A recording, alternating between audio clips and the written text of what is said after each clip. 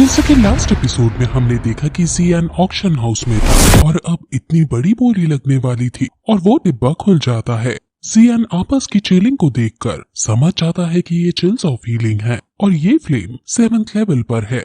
उसका टीचर बताता है कि पैंसी को रिफाइन करना बहुत ज्यादा डिफिकल्ट है और जब वो रिफाइन हो जाता है तो हेवन और अर्थ के विजन्स आते हैं। यहाँ हर कोई ग्रैंड मास्टर है और हर कोई इसे लेना चाहेगा ताकि वो इसकी मदद से पैंसी को आसानी से रिफाइन कर सके। डिब्बे के खुलते ही उसमें से पिल निकलती है और उसकी तरफ सब आकर्षित हो जाते हैं। इस पिल का नाम ये नैन यांग जुआन लॉन्ग बैन है। टीचर को कुछ होने लगता है एंड जियान जब उनसे उनके बारे में पूछता है तो वो उसे जब ये कहते हैं कि ये मैं तुम्हें बाद में बताऊंगा। सभी लोग इस पिल को देखकर हैरान थे, लेकिन नॉर्मल लोगों के पास तो इसको खरीदने के पैसे नहीं थे, इसलिए वो निराश बैठे थे। होस्ट बताता है कि एक ड्रैगन मास्टर जिसको मरे हुए अभी 7 दिन भी नहीं हुए हैं, उसमें से ये पिल बनाई गई है। होस्ट बताता है कि ये नैन यांग ना सिर्फ लोगों की एबिलिटी बढ़ाता है बल्कि और भी बहुत कुछ करता है। वो फिर एक एग्जॉल्टेड मैन के बारे में बताता है जो बहुत स्ट्रॉन्ग है। वो पहले सभी से हार जाया करता था और बुरी तरह घायल भी हो गया था, लेकिन जब उसने ये नैन यांग को हासिल कर लिया तो उसने डैन ऑफ डेथ को क्रिएट कर लिया और क्वीन साउंग को मौत के घाट उतार दिया और उसे ऐसा करने में सिर्फ 7 साल लगे। ब्लड सेक्ट का चीफ समझ आता है कि अब उसे इसे ही हासिल करना है। होस्ट बताता है कि इसको हासिल करने के लिए सिर्फ आपके पास पैसे ही नहीं होने चाहिए, जो भी इसको प्राप्त करेगा उसे 2 चीज करनी होंगी। स्नेक सेट की चीफ कहती है कि इसको तो मैं ही लूंगी। ब्लैक स्कल टॉम भी इसको लेना चाहता है। होस्ट कहता है कि जो सबसे ज्यादा पैसे देगा ये बिल उसकी हो जाएगी, लेकिन उसकी आइडेंटिटी स्ट्रेंथ भी वीक नहीं होनी चाहिए। टीचर कहता है कि अब यहाँ कुछ सही नहीं होने वाला है क्योंकि अब यहाँ लड़ाई होगी और उस लड़ाई में हम हिस्सा नहीं ले सकते हैं, इसलिए अब यहाँ से चलने में ही हमारी भलाई है। जियान खड़ा होकर वहाँ से जाने लगता है और फिर रास्ते में उसे याओ रॉक मिलता है जो उसके ऑक्शन में लगाई गई बोली के पैसे उसे देता है। जियान के पास $9,30,000 आ जाती है। जियान अब उनको ग्रीट करके वहाँ से चला जाता है, लेकिन जाते जाते याओ रॉक उसे एक ऑफर देता है और कहता है कि हमारी फैमिली के हेड आपके काम से इम्प्रेस है और अगर आप हमारे हेड से मिलो तो हमें खुशी होगी।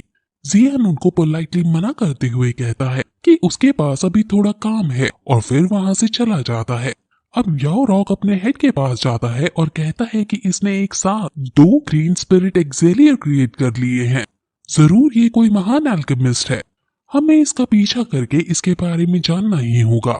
अगर हमें इसके जैसे महान एल्केमिस्ट मिल जाते हैं तो हमारी फैमिली फिर से ब्लैक लिस्ट में आ जाएगी।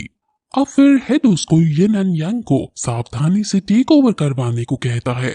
अब जियान जब वापस जा रहा था तो वो नोटिस करता है कि कुछ लोग उसका पीछा कर रहे हैं, लेकिन जियान को जब ये बात पता चलती है तो वो उनको चकमा देकर उनकी आंखों से ओझल हो जाता है और फिर टीचर कहता है कि हमें अगर वो हासिल करना है तो हमें उसे पहले पकड़ना होगा और इसके लिए सिर्फ सही मौके का इंतजार करना है। स्कम का पीस हमें जरूर प्राप्त हो जाएगा। वहीं ये नैन यांग स्नेक सेक्ट को प्राप्त हो जाता है और स्नेक सेक्ट बॉडीगार्ड्स के साथ वापस अपने सेक्ट में जाने लगती है, लेकिन वो बहुत ज्यादा सावधानी से आगे बढ़ रही है क्योंकि उसके पास बहुत बहुमूल्य खजाना है। वो अपने बॉडीगार्ड्स को अलर्ट कर देती है, लेकिन कई सारे बैट्स उन पर नजर रखे हुए हैं। स्नेक सेक्ट भाग भाग कर अपने सेक्ट में जा रहे हैं, लेकिन तभी अचानक उन्हें कुछ होने का अनुभव होता है और चीफ अपने स्नेक को उनके पीछे भेजती है। तो वहाँ ब्लड सेक्ट का सेनापति था और अब उनके बीच फाइट होने लगती है। उनके ऊपर कई सारे तीर चलाए जाती हैं। उनके बीच फिर बहुत ज्यादा आइकॉनिक लेवल की फाइट होती है, जैसे हमने फाइट जियामा एम्पायर के अंदर देखी थी। ये वैसी वाली फाइट नहीं है, उनके पास कुछ डिवाइन एबिलिटीज और फ्लेम्स है जिनका ये यूज करते हैं। ब्लड सेक्ट का सेनापति उसे ये नैन यांग के बदले उनकी जान बख्शने को कहता है, लेकिन वो नहीं मानती और दोनों में फाइट शुरू हो जाती है। ब्लड सेक्ट बहुत ज्यादा शक्तिशाली था और ब्लड सेक्ट के लोग स्नेक सेक्ट के सैनिकों को बहुत बेरहमी से खत्म कर रहे थे। स्नेक सेक्ट की चीफ को छोड़कर स्नेक सेक्ट के सभी लोग अब घायल हो चुके हैं और सेनापति फिर से चीफ से पूछता है कि अभी भी टाइम है, अपनी जान तुम बचा सकती हो।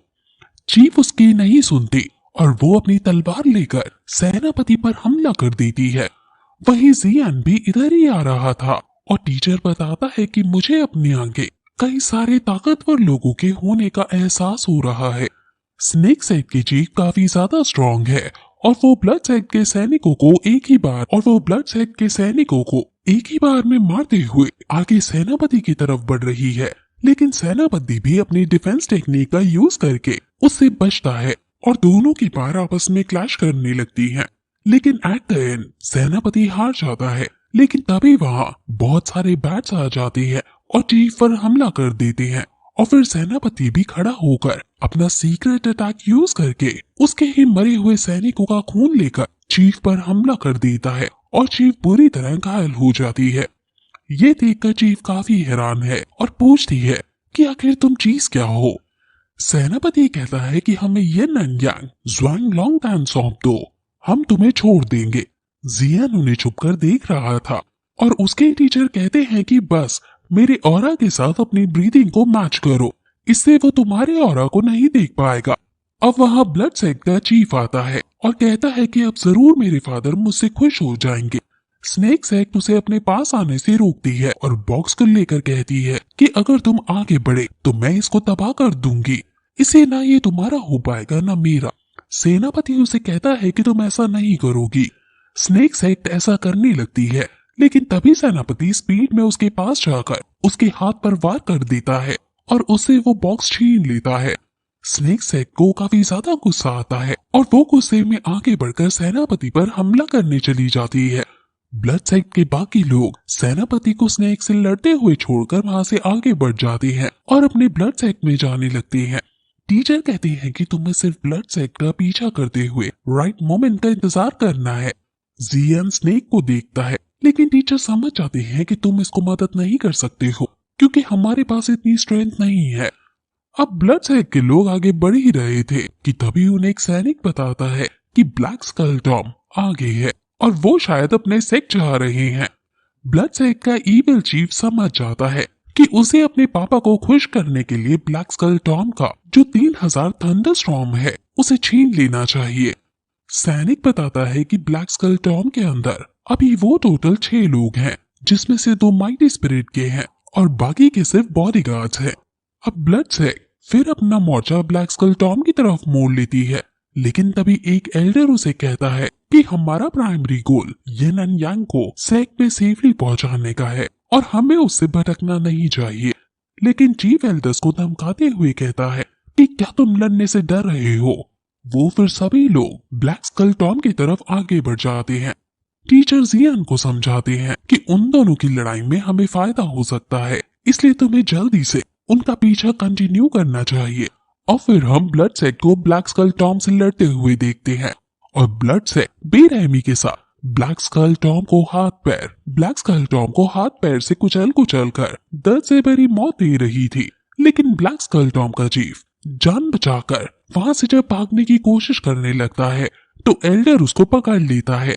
वो कहता है कि अगर तुमने मुझे मार दिया तो मेरी क्लैन इसका बदला जरूर लेगी। एल्डर कहता है कि लेकिन उन्हें बताएगा कौन कि हमने तुम्हें मारा है। ब्लड सेक्ट उसे मारकर 3000 स्टॉर्म हासिल कर लेती है, लेकिन तभी चीफ जियान को नोटिस कर लेता है जो झाड़ियों में छुपा हुआ था और उस पर अपना चाकू फेंक देता है। जियान उनके सामने आता है, जिस पर ब्लड सेक्ट कहता है कि अब तुम्हारी बारी है। जियान कहता है कि तुमने मेरे बारे में सच जान ही लिया। और फिर इसके बाद ये एपिसोड यहीं खत्म हो जाता है।